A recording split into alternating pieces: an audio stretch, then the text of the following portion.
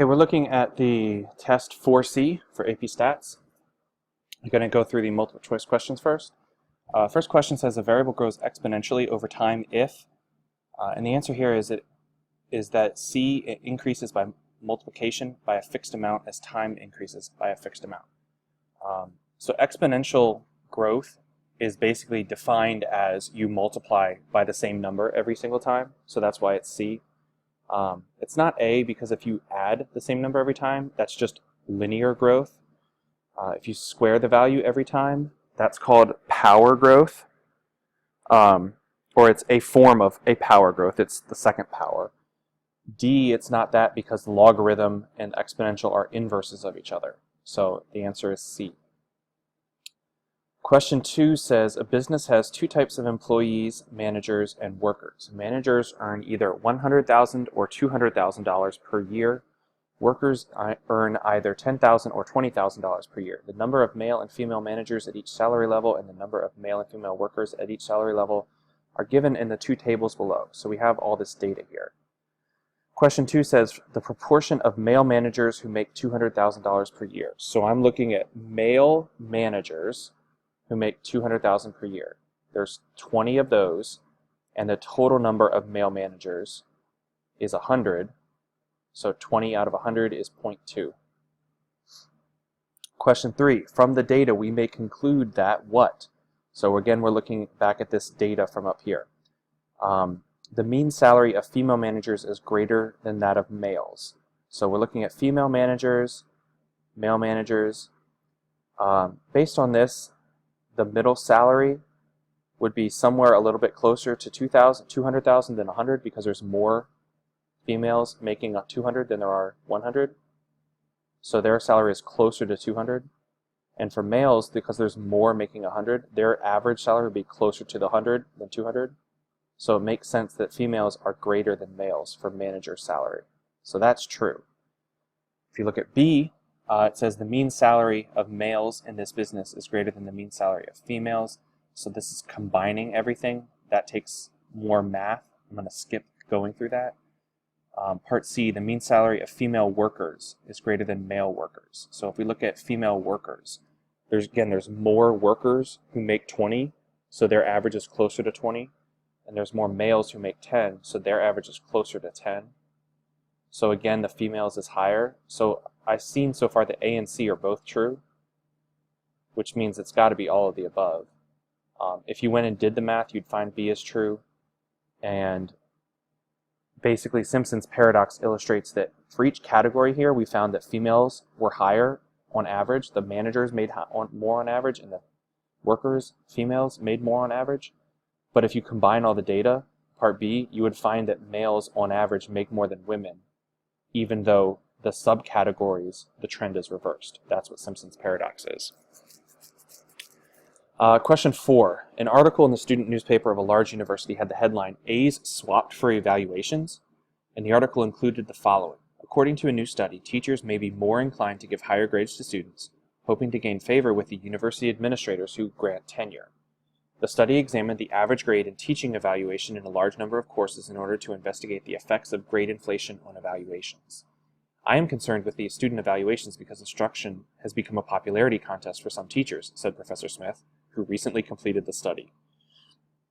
Results showed that higher grades directly corresponded to a more positive evaluation. Which of the following would be a valid conclusion to draw from the study? Part A says a teacher can improve his or her evaluations by giving good grades. While that might be true, that's more of like a forward projection. Like what could I do in the future to get better evaluations? And forward projections are not conclusions that you draw from a study. They're directly based off the study. So this is more like looking forward, so you don't want to pick A. Part B, a good teacher as measured by teacher evaluations helps students learn better, resulting in higher grades. I kind of thought that was a decent answer the first time I looked through it. Let's look at C. It says, teachers of courses in which the mean grade is above average apparently tend to have above average teaching evaluations. I think this answer is better just because it said the study examined the average grade in teaching evaluation in a large number of courses. So we're looking at average stuff, and this mentions that average. That's pretty much the reason why I chose C over B. Part D says teaching evaluations should be conducted before grades are awarded. This would be crazy to do because kids would base their evaluation entirely on their opinion of the professor and not on necessarily their teaching ability. And it would be way more subjective in the evaluation. So D would be a bad choice. So again, the answer is C for number 4. Going on to number 5. Okay, we're in the free response section. Number 5 says a business school conducted a survey of companies in its state. They mailed a questionnaire to 200 small companies, 200 medium-sized companies, and 200 large companies. The rate of non-response is important in deciding how reliable survey results are. Here are the data on response to this survey. Part A, what was the overall response rate? So we're looking for overall how many people responded out of how many total people. So I added all of the responses, got 246. Out of the total, that would be 200 times 3 is 600. So 246 out of 600 is 41%. Part B, calculate the appropriate conditional distributions in percents to show how non-response is related to the size of business. So we want to look at response versus non-response for each of the size companies. So for small companies, you would do 125 out of 200 to get 62.5% responded, and then 75 out of 200 to find 37.5% small not responded. And then you go through and you do the same kind of thing. So you'd have 81 out of 200, 119 out of 200, 40 out of 200, and 60 out of 200. That makes up this table. Part C says to draw a bar graph to compare the non-response percents for the 3 sizes of companies. And you can see here that I did response and non-response, but they were only looking for non-response. So it's not like this is wrong, it's just I did more than I needed to. All I really needed were the white boxes, the non-response boxes. So I'm just plotting 37.5%, 59.5%, and then 80%. Make sure you label your axes. I have percent over here, I have a scale. And down here on the x-axis, I have the company size, and I have small, medium, and large. I've got separate bars for each of those. And you can tell there's a general trend of as the business size increases, the non-response rate is getting higher each time. So in part D, it says use your work in B and C to describe how non-response is related to the size of the business. I just said as the size of the company increases, the response rate decreases. Alternatively, you could say as the size of the company increases, the non-response rate also increases. But basically that's 2 ways of saying the same concept. On to question 6. Question 6 says foresters are interested in predicting the amount of usable lumber they can harvest from various tree species. The following data have been collected on the perimeter of ponderosa pine trees in inches, measured at chest height, and the yield in board feet. Note that a board foot is designed as a piece of lumber 12 inches by 12 inches by 1 inch. Part A, use your calculator to construct a scatter plot that would help the foresters make their predictions. Describe what you see. So I'm going to enter all this data in my calculator. I'm going to pause the video real quick and pull up my calculator and then show you what it looks like when I have all the data in. So I put all the data in my calculator. This is the graph that I got. So to describe this, it says use your calculator to construct a scatter plot. Describe what you see. So I see there's positive correlation. It trends up. But I also see that it's curving up.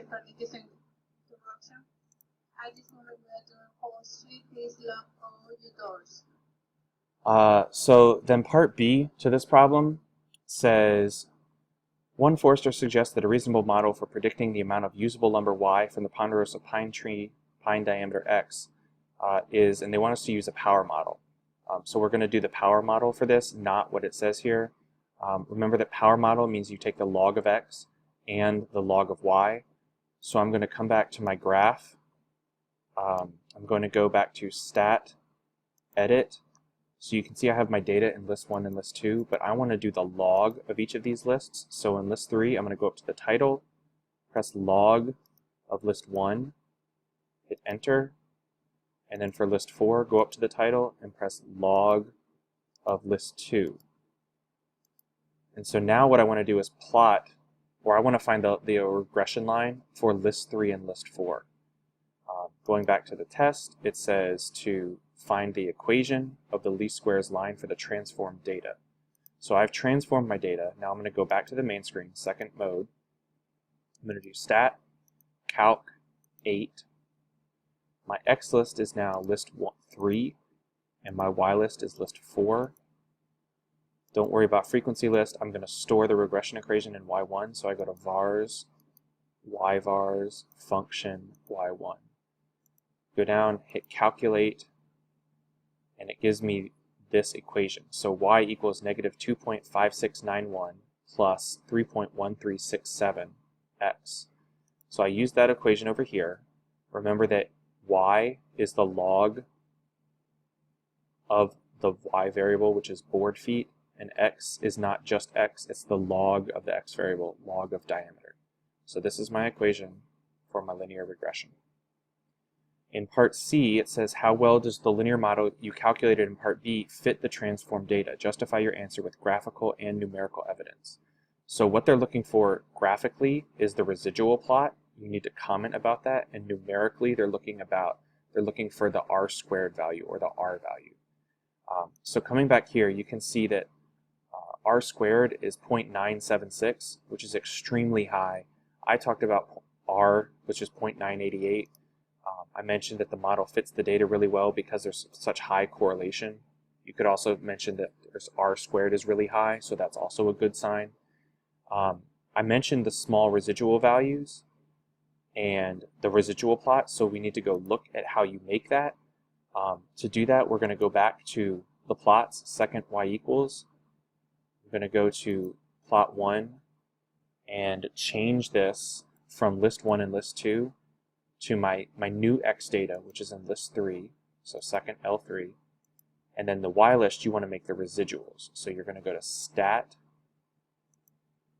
second stat 7. So it should say list 3 and residuals. And then we're going to go back to the graph, zoom 9. Here is your residual plot. You can see from this, there's no obvious pattern. There's a bunch of points randomly scattered. Some are above, some are below. So I talked about there's a random scatter of points and there's no discernible pattern. I also mentioned the size of the residual values. You can't see the scale on the y-axis here, but if you go to window, your y-min and your y-max are how high the graph goes. So it's just from 0.15 to negative 0.16, which are very small numbers. And you can see that none of our blue points are actually as high as 0.15 or as low as negative 0.16. They're even smaller than that. So I mentioned that there's very small residual values. So that's the kind of information you need to include when you're talking about the size or just how the linear model fits the data. In part D, it says to use the model from part B to predict the amount of usable lumber from a ponderosa pine with a diameter of 30 inches and show your method. So we're going to use the equation from up here in part B, and then our diameter is 30. So remember that we have the log of our diameter, the log of 30. So in my calculator, I typed negative 2.5691 plus 3.167 times the log of 30, and I got 2.0642. And that is equal to the log of the board feet. So to get the board feet by itself, you raise each side, you do 10 to this power. So 10 to the 2.0642 power gives me 115.9274. And that's the amount of feet of usable lumber from the pine that we'll be able to get when there's a diameter of 30 inches. Part E says to suggest a different transformation using logs. We already did that, so you don't need to do part E. You only would have done that if you had done this cubic model that they have here, but we don't have that, so we're not doing that. We're going to pick up with the next 2 questions in the next video.